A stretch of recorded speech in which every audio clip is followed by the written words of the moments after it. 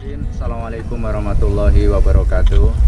Alhamdulillahirabbil alamin wassalatu wassalamu ala asrofil anbiya'i wal mursalin wa ala alihi washabbihi ajmain. Yaqulullah tabaraka wa ta'ala fil Qur'anil Karim. Bismillahirrahmanirrahim. Ya ayyuhalladzina amanu taqullaha wa qulu qawlan sadida. Yuslih lakum a'malakum wa yaghfir lakum dzunubakum wa may yuti'illah wa rasulahu faqad faza fawzan 'azima. Allahumma sholli wa sallim wa barik ala sayyidina Muhammadin wa ala alihi wa sahbihi wa barik wasallam.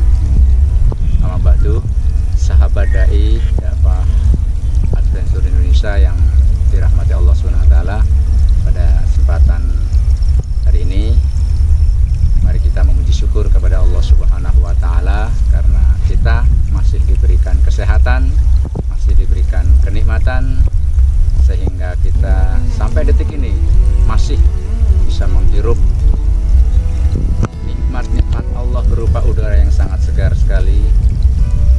Kemudian nikmat-nikmat lain yang seandainya kita menghitungnya itu nggak akan bisa. Wa in ta'udu ni'matallah la tuhsuha. Kalau seandainya kalian disuruh menghitung nikmat-nikmatnya Allah, tidak akan bisa kita menghitungnya. Oleh karena itu, hanya kalimat syukur dengan kalimat alhamdulillah, kemudian dengan badan fisik kita gunakan untuk taat kepada Allah, itu bukti kita syukurnya kita kepada Allah Subhanahu wa taala. Pada kesempatan kali ini saya ingin mengajak kepada para sahabat dai yang mungkin memiliki berbagai latar belakang aktivitas, memiliki berbagai latar belakang kesibukan, atau bahkan hal-hal yang mubah berupa hobi atau kesenangan. Maka sampai pada kesenangan atau hobi pun kita nggak boleh lepas dari yang namanya sunnah. Kenapa? Karena selain tersalurkan hobi-hobi kita, kesenangan kita, maka di sana ada nilai pahalanya jika itu ada sunnah. Sebagaimana yang dianjurkan oleh baginda Rasulullah SAW, salah satunya adalah kita disunahkan untuk berenang, olahraga berenang. Kemudian kita dianjurkan pula untuk berolahraga naik kuda. Berkuda sekarang ini agak susah. Salah satunya mungkin kuda besi lah sekarang ini di touring. Nah, seperti itu. Tapi nanti di sana ada adab-adab dalam perjalanan dan lain sebagainya. Nah, terus kemudian ada lagi memanah. Nah, ini juga sudah mulai banyak. Kan, tetapi para sahabat dai, di sini saya ingin memberikan motivasi baik kepada diri saya sendiri ataupun kepada para sahabat dai semuanya yang ada di seluruh Indonesia, bahwasanya sebagai pemuda yang nantinya akan menjadi generasi penerus yang akan datang 5, 10, 15 sampai 20 tahun yang akan datang, maka generasi-generasi muda itulah yang akan nanti menjadi pemimpin, akan menjadi seorang yang menggunakan akalnya, kekuatannya dan kecerdasannya di bawah bimbingan wahyu ilahi untuk betul-betul membawa Islam ini menjadi lebih baik. Maka oleh karena itu, sahabat dai yang dimuliakan Allah Subhanahu wa taala, proses untuk menjadi seorang pemuda itu tidak mudah, apalagi pemuda yang rebani, pemuda yang dia itu ada di bawah bimbingan Allah Subhanahu wa taala. Harus betul-betul dimulai dari tahapan yang paling kecil, dari usia dini, dari usia remaja SMP, SMA, bahkan di bangku kuliah. Akan tetapi pertanyaannya, kalau yang sudah melewati masa-masa itu, sementara hatinya belum mendapatkan hidayah, atau bahkan belum mengenyam bagaimana memahami agama Islam ini dengan baik dan benar, apa yang harus dilakukan? Bagaimana kalau seorang yang dia itu mungkin udah usia dewasa, tapi ia belum pernah belajar Islam dengan baik dan benar, karena mungkin pada masa dulu dia belum pernah mendapatkan atau bertemu, atau memang masa lalunya itu dia belum mendapatkan hidayah. Maka pintu-pintu untuk kita kembali hijrah, bahasa kita adalah hijrah, karena apa? Kita kembali dari masa lalu kita yang mungkin kita belum taat, dari masa lalu kita yang mungkin kita itu belum mengenal sholat, kita belum mengenal ketaatan berpuasa, kita belum mengenal bagaimana melaksanakan perintah-perintah Allah, apalagi kita mengenal sunnah-sunnah Nabi.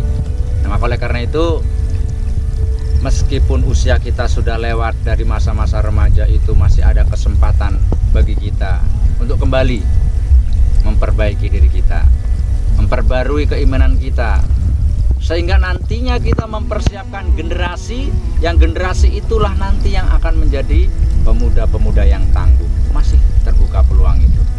Maka oleh karena itu, para sahabat dai yang dimuliakan Allah Subhanahu wa taala, pemuda yang kuat, pemuda yang tangguh, pemuda yang dia itu bisa menjadi pemimpin nantinya di masa depan. Bukan hanya bagi dirinya sendiri dia bisa mengendalikan emosi, bukan bagi dirinya sendiri yang dia itu nanti menjadi pelindung calon keluarga, calon istrinya dan calon anak-anaknya.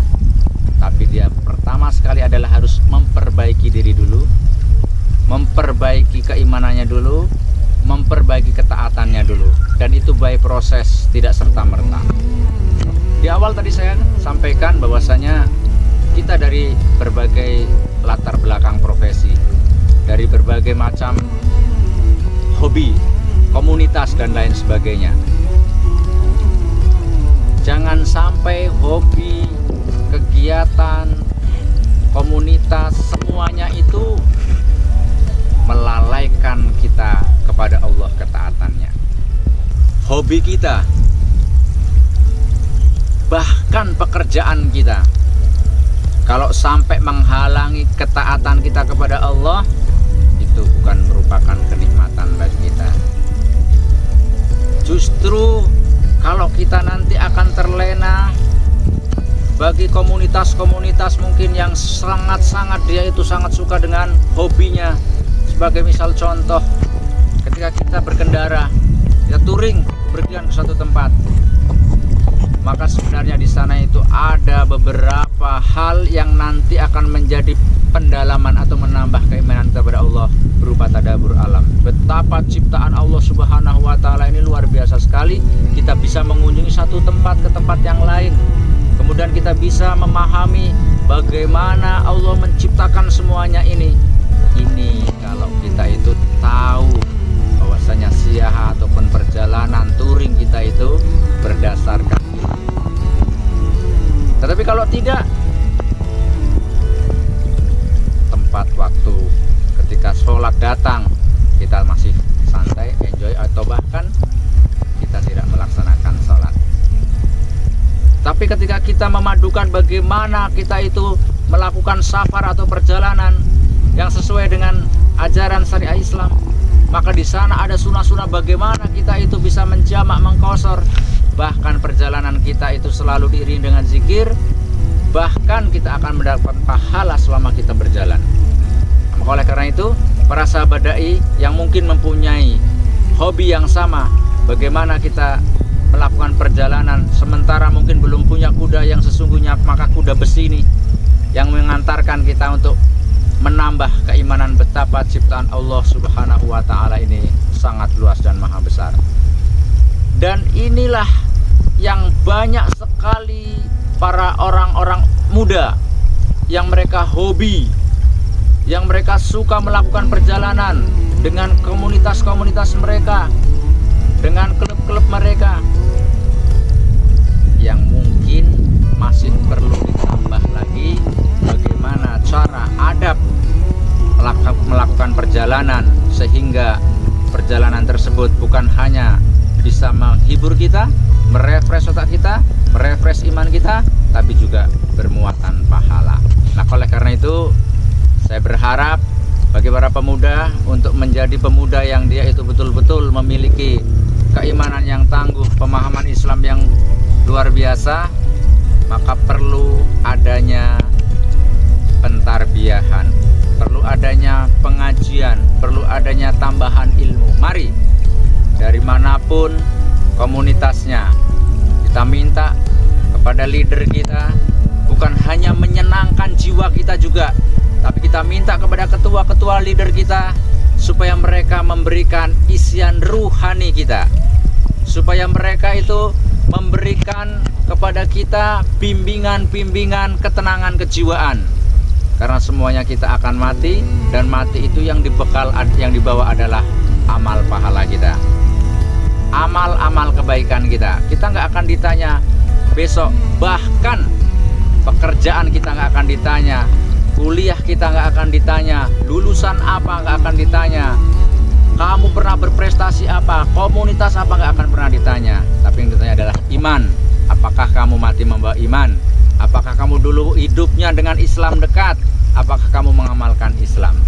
Ini salah satu bagaimana kita menanamkan jiwa keimanan kepada para pemuda yang tangguh ini, karena mereka adalah calon generasi masa depan. Rasulullah SAW memberikan satu garansi. Yang garansi ini sungguh luar biasa.